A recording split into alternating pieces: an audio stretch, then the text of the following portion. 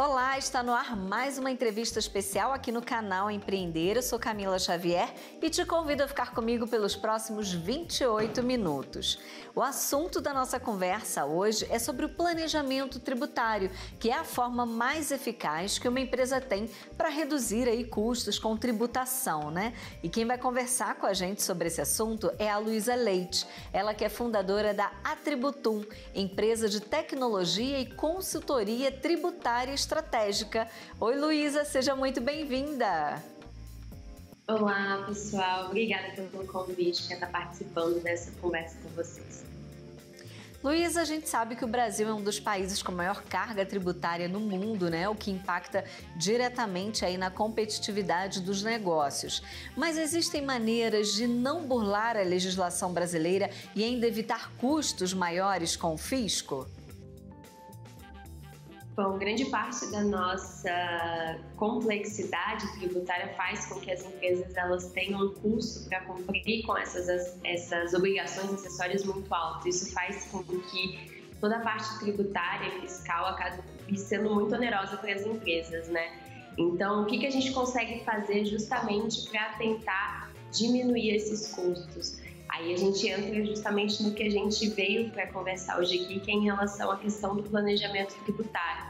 Então, existe uma diferença muito grande entre você fazer um planejamento tributário e você deixar de recolher tributos, né? Então, quando a gente faz esse planejamento, a gente basicamente tenta otimizar a saúde fiscal de uma empresa.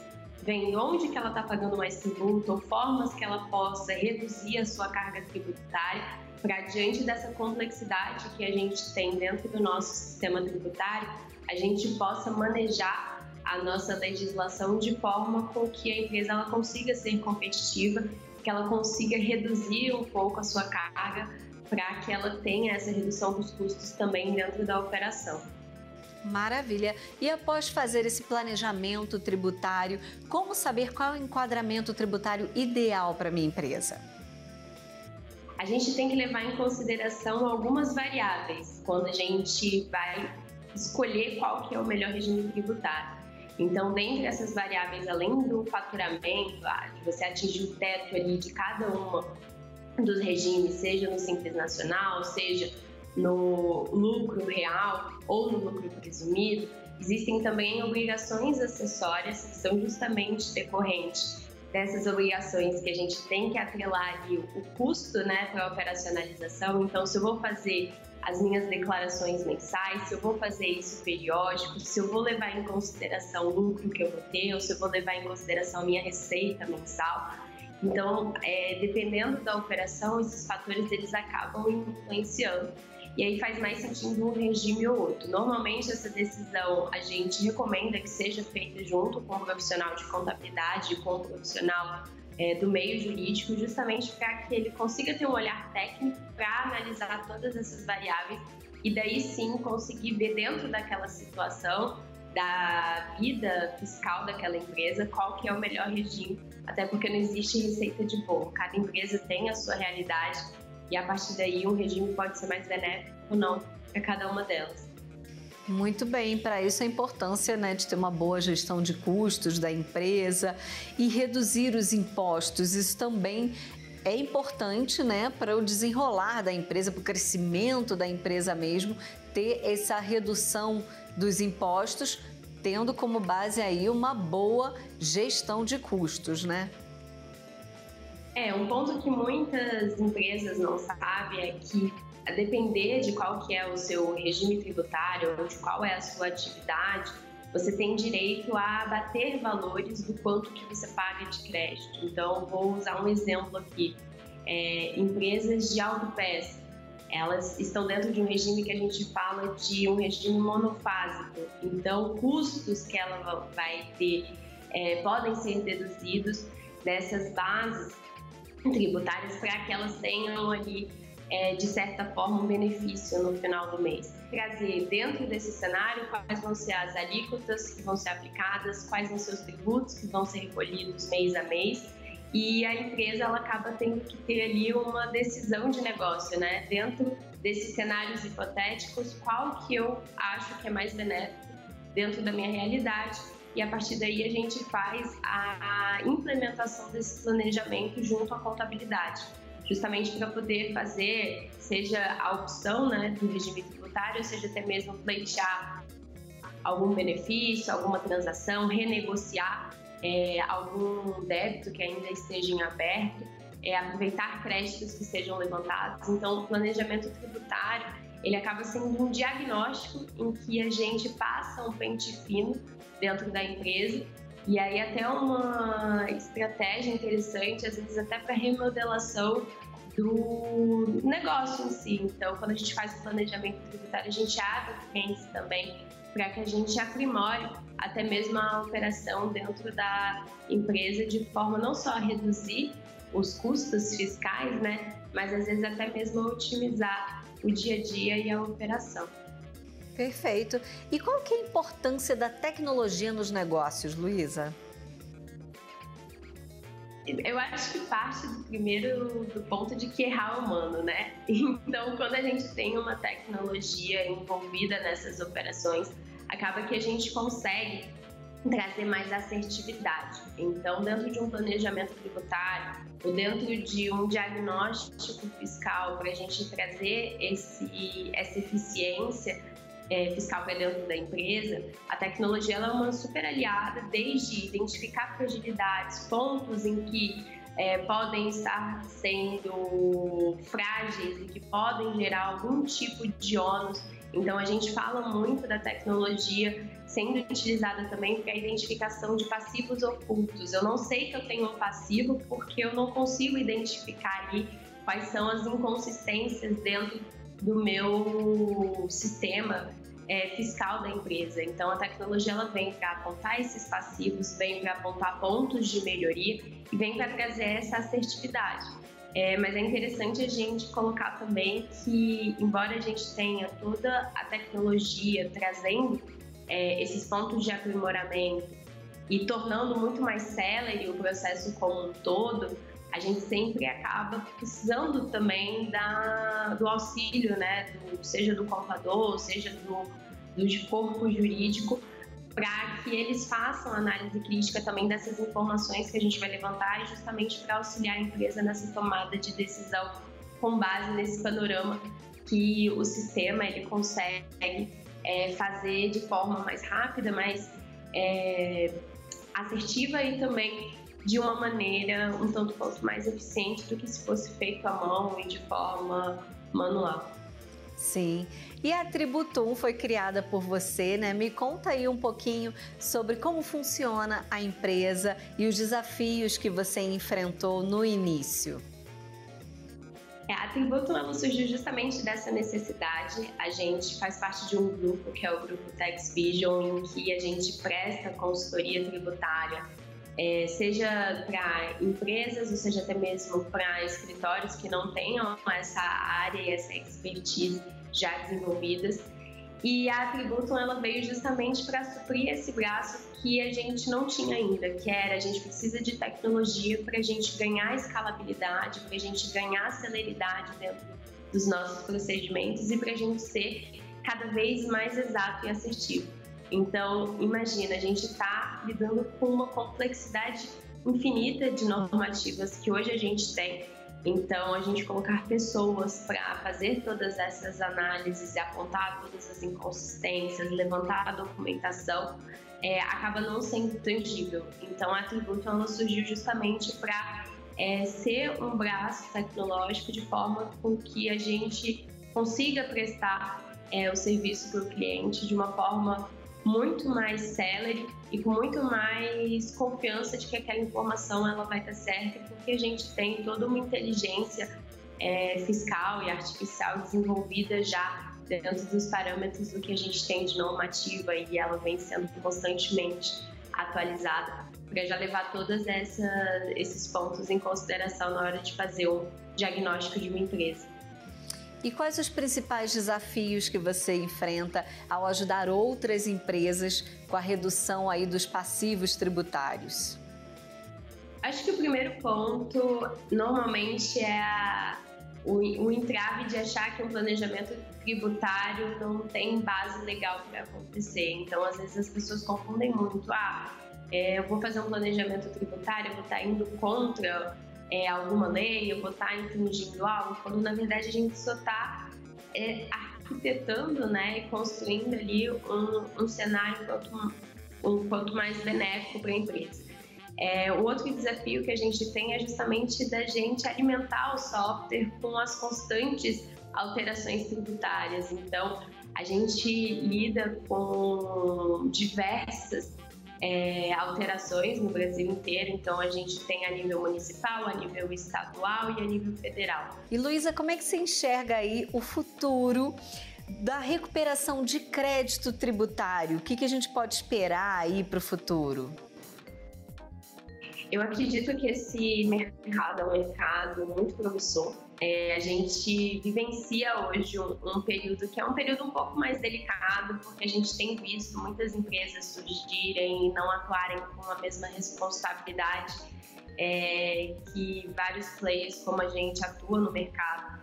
Isso faz com que, até desculpa a expressão, mas que o mercado ele acabe se prostituindo no sentido de quebrar a confiança do cliente, quebrar a confiança do mercado nesse tipo de serviço.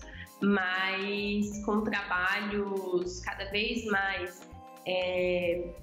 detalhistas, com todo esse cuidado que a gente tem hoje, utilizando a tecnologia para ser cada vez mais assertivo na informação que a gente levanta, conseguir fazer cálculos que sejam cálculos que condizam com as normativas. Eu acho que a gente vai quebrando esses paradigmas também, e é um mercado que tem muito a acrescentar também, né, de assessorar essas empresas, é justamente difundir o conhecimento nessa área, no sentido de que aqueles empresários que não sabem que eles estão perdendo oportunidade, que eles estão deixando dinheiro na mesa, que eles possam se valer disso e que eles possam reduzir a sua carga tributária para trazer eficiência para o seu negócio e conseguir alocar esse custo em outras áreas de desenvolvimento do seu business.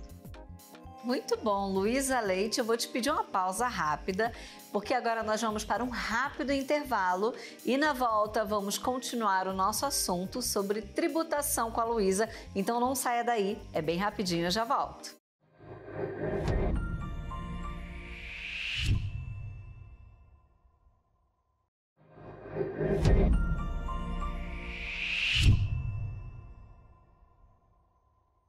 Estamos de volta com a nossa entrevista especial, hoje conversando com a Luísa Leite sobre planejamento tributário. Luísa, vamos voltar ao nosso bate-papo. Como o planejamento tributário, Luísa, ele aborda a ideia de evitar o fato gerador do tributo? E quais são os principais objetivos dessa abordagem? Bom, primeiro acho que até antes da gente falar sobre como evitar o fato gerador do tributo, é interessante a gente entender o que é o fato gerador do tributo, né? O fato gerador do tributo, ele vai ser aquela atividade que vai te desencadear a obrigação de pagar aquele tributo. Então, para dar um exemplo para todo mundo conseguir entender. No final do mês, eu recebo o meu salário e aí eu estou auferindo renda quando eu caio ali na minha conta o meu salário no final do mês. O fato de eu auferir renda, isso vai ser o fato gerador que vai fazer com que o imposto de renda incida sobre esse montante que eu vou estar recebendo. E aí pode ser na modalidade retiro na fonte, ou pode ser depois quando eu for fazer a minha declaração do imposto de renda, mas fato é que o fato de eu auferir renda vai desencadear a minha obrigação tributária de pagar o imposto de renda. Isso acontece com diversos outros tributos. E aí quando a gente vai para a atividade empresarial, a ideia é exatamente identificar se o tributo que eu estou aplicando ali dentro daquela atividade, ele condiz com o fato gerador dele. Então, existem atividades que vão ser as atividades principais. Então, eu tenho um varejo de combustíveis, por exemplo. Dentro desse varejo de combustível, eu vou estar ali comercializando gasolina, álcool, diesel, e aí eu vou ter incidência não só do imposto de renda, vou ter a contribuição social, vou ter PIS/COFINS, vou ter o ICMS. Então, qual é o fato gerador que vai desencadear a minha obrigação tributária? E aí, eu identificando isso, eu vou ver que existem atividades correlatas dentro de uma operação que não necessariamente elas vão desencadear essa obrigação tributária, mas elas podem, por exemplo, ser um motivo de geração de crédito. Então, quando eu vou comercializar combustível, eu preciso ter ali uma máquina, então eu vou alugar essa máquina, eu vou alugar o posto.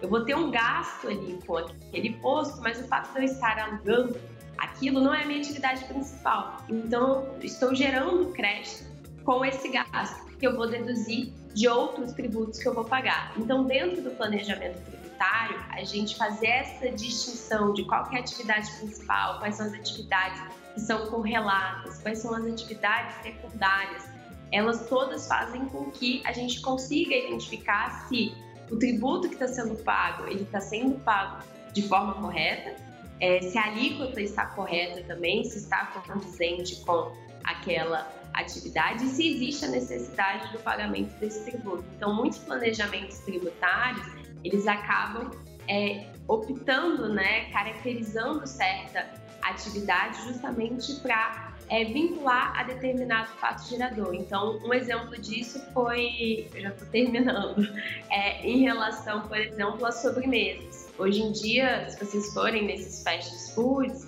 eles não vendem mais sorvetes, eles vendem sobremesa. Por quê? Porque sobremesa existe uma alíquota menor do que o de sorvete. Então, o fato de eu estar comercializando sobremesa vai me gerar uma obrigação tributária que vai ser com uma alíquota X, em vez de ser uma alíquota Y. Então, tudo isso faz com que a gente consiga ter aí uma redução da carga tributária, que a gente traga eficiência, e isso a gente só consegue realmente analisando, abrindo ali a operação e vendo qual é o melhor desenho dentro de cada um dos casos. E Luísa, quais são os 3 regimes tributários existentes no Brasil e como é que a escolha do regime tributário adequado ela pode afetar uma empresa? Bom, hoje a gente tem no Brasil o Simples Nacional, o lucro presumido e o lucro real.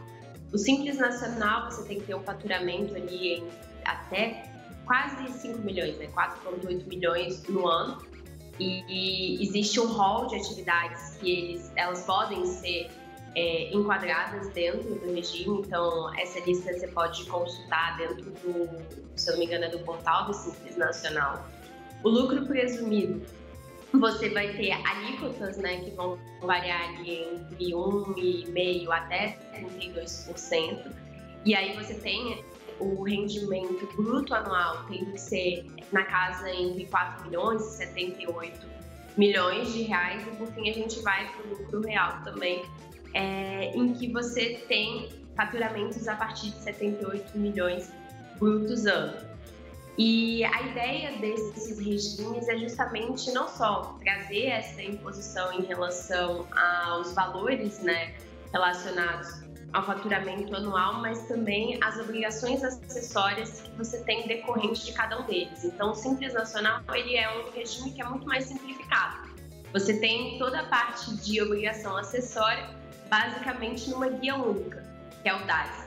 E aí você faz com que a vida do empreendedor ela fique mais simples, no sentido que você não precisa cumprir com certas obrigações que você vai ter que cumprir no lucro presumido e no lucro real.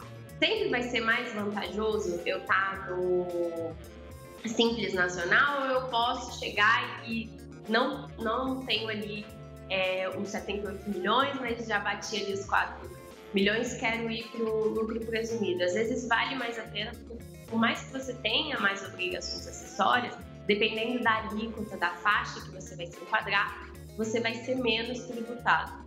Então, existe esse estudo justamente para colocar na balança, né, entre o gasto e o custo dessas obrigações acessórias, junto com a questão de qual vai ser a faixa de enquadramento e qual a alíquota que vai ser aplicada, a depender de cada um desses tipos de regime, né, para que a empresa ela escolha da melhor forma, de uma forma até mais estratégica, né, qual que é o regime que faz mais sentido. E um outro ponto também que é muito levado em consideração quando a gente faz a escolha do regime tributário, e aí a gente faz isso todo início de ano fiscal, né, é justamente o quê? Quais são os benefícios que às vezes estão inerentes. Então, às vezes o governo ele dá um benefício que são para empresas do lucro real, Isso vai fazer com que reduza a minha carga tributária ou dá o benefício para empresas do lucro presumido. E aí, justamente me valendo desse benefício, eu consigo pagar menos tributos. Então, no início do ano ali, fiscal, a ideia de se estudar os regimes, os benefícios que estão